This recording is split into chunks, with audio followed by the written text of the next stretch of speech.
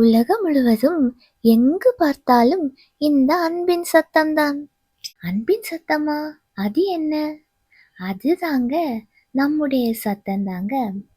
என்னிடம் அன்பு செலுத்த யாரும் இல்லையே, அன்பு எனக்கு கிடைக்கவில்லையே, என்னை நேசிக்க யாரும் இல்லையே, என் பிள்ளைகள் என்னை நேசிக்கவில்லையே, என் பெற்றோர்கள் என்னை நேசிக்கவில்லையே, என் கணவன் என்னை நேசிக்கவில்லையே, என் மனைவி என்னை நேசிக்கவில்லையே, நான் யாராலும் நேசிக்கப்படவில்லையே என்பதுதாங்க அந்த புலம்பலின் ஆழ்ந்த சத்தம்.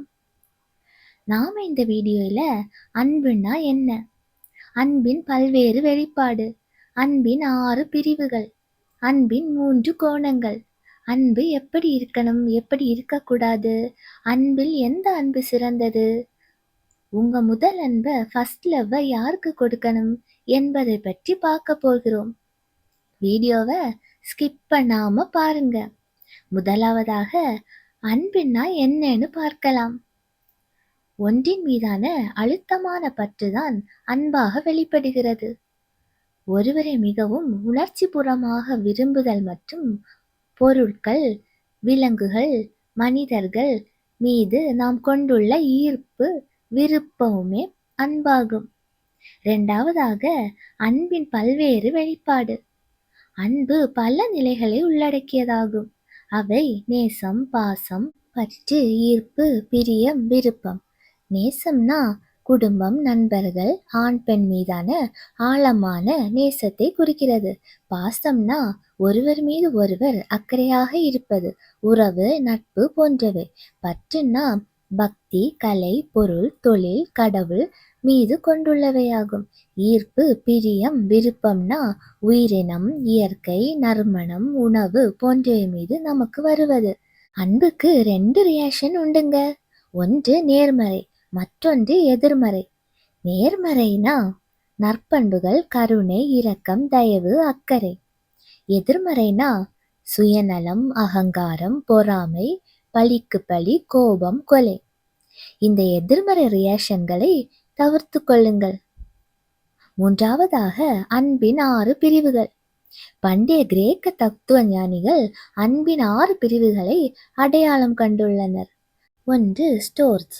ஸ்டோர்ஸ் என்றால் தாய், தந்தை, மகன், மகள், சகோதரன், சகோதரி இவர்களுக்கிடையான குடும்பத்தில் உள்ள அன்பு. இரண்டாவது ஃபிலியா. ஃபிலியா என்பது ஆழ்ந்த நட்பு, சகோதர அன்பு, தோழர்களுக்கு இடையிலான பிணைப்பு, பெரும்பாலும் காதலுக்கு இணையான ஆனால் காதல் அல்லாத நெருக்கமான பிணைப்பு. ஃபிலியாவின் எதிர்ச்சொல் ஃபோபியா.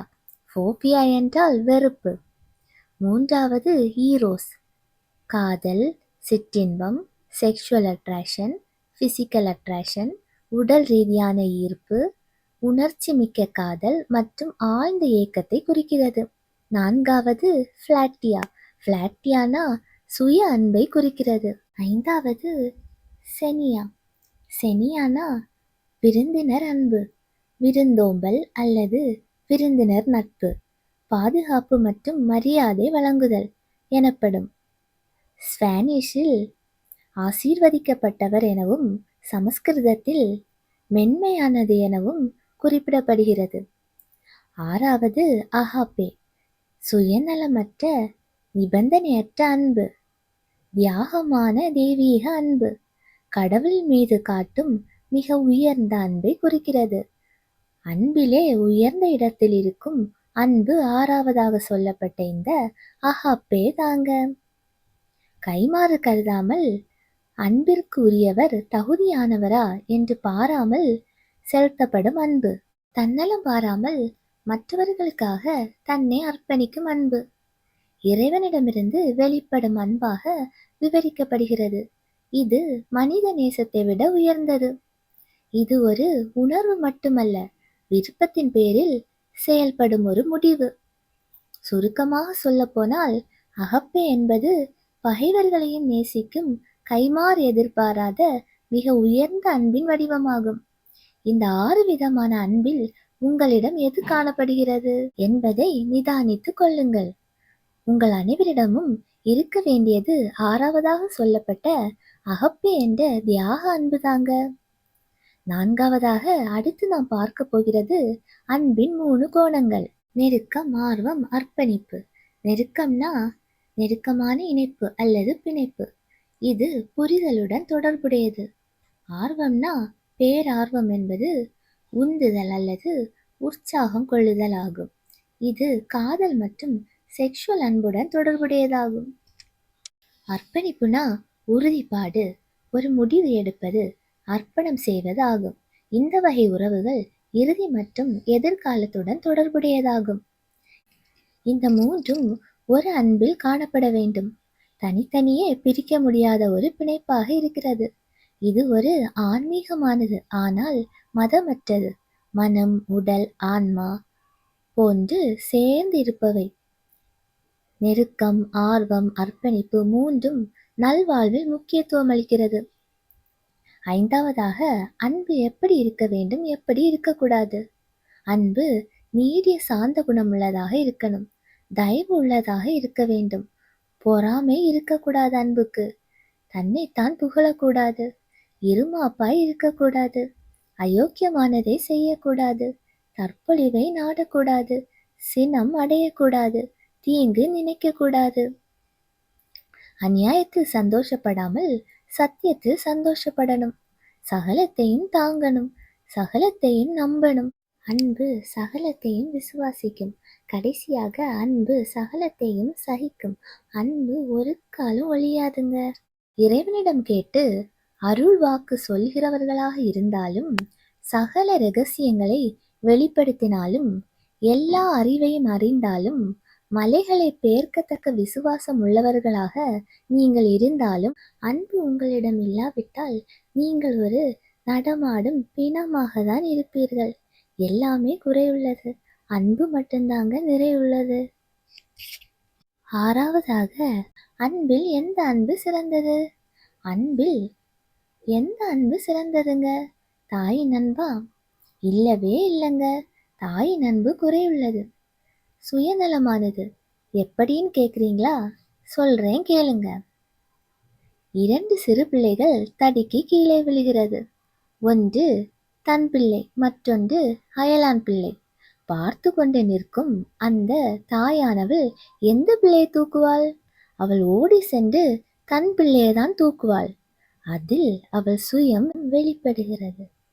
அப்புறம் உறவினர் அன்பா? இல்லவே இல்லைங்க. உறவினரின் அன்பும் குறைவுள்ளது, நண்பர்களின் அன்பும் குறைவுள்ளது.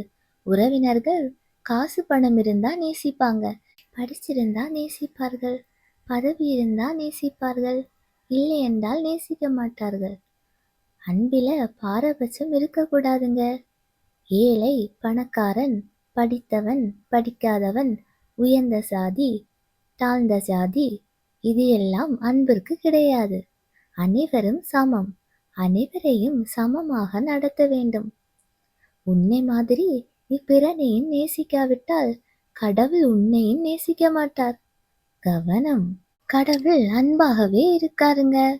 அன்பில்லாதவன் கடவுளை அறியான். கடவுளிடம் அன்பு கூறுகிறேன் என்று சொல்லி தன் சகோதரனை பகைக்கிறவன் பொய்யன். தான் காண்கிற சகோதரனிடத்தில் அன்பு கூறாதவன் காணாத கடவுளிடம் எப்படி அன்பு கூறுவான்? ஒருவன் அதிக ஆஸ்தி உடையவனாக இருந்து தன் சகோதரனுக்கு குறைச்சல் உண்டென்று கண்டு தன் இருதயத்தை அவனுக்கு அடைத்தால் அவனுக்குள் அன்பு இல்லை. அன்புக்கு ஒரு ராஜரீக பிரமாணம் உண்டு. அது என்னன்னு தெரியுமாங்க? உன்னிடத்தில் நீ அன்பு கூறுகிறது போல பிறனிடத்திலும் அன்பு கூறுவாயாக என்பதே. தன் சிநேகிதனுக்காக தன் ஜீவனை கொடுக்கிற அன்பிலும் அதிகமான அன்பு ஒருவனிடத்திலும் இல்லை.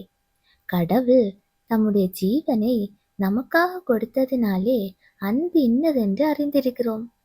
இதுதான் அகப்பே, தியாக அன்பு, சாக்ரிஃபிஷியல் லவ், நிபந்தனையற்ற அன்பு. இப்படி இருந்தால்தான் பிடிக்கும் என்பதை விட எப்படி இருந்தாலும் பிடிக்கும் என்பதே இந்த அன்பு. பிரதிபலன் அற்றது, செயல்களின் மூலம் காட்டப்படுகிறது. உங்களிடம் இந்த அகப்பே தியாக அன்பு இருக்கிறதா? சிந்தித்து பாருங்கள். 7வதாக உங்கள் முதல் அன்பு ஃபர்ஸ்ட் லவ் யாருக்கு கொடுக்க வேண்டும்? ஃபர்ஸ்ட் லவ் கடவுளுக்கு. அதில் மாற்று கருத்தே இல்லை. செகண்ட் லவ் உங்கள் ஒய்ஃப் அல்லது ஹஸ்பண்ட். நீ சாகும் வரை உன்னுடன் பயணிக்கும் உன் வாழ்க்கை துணைக்கு. தேர்ட் லவ் உங்களுக்கு கொடுங்க.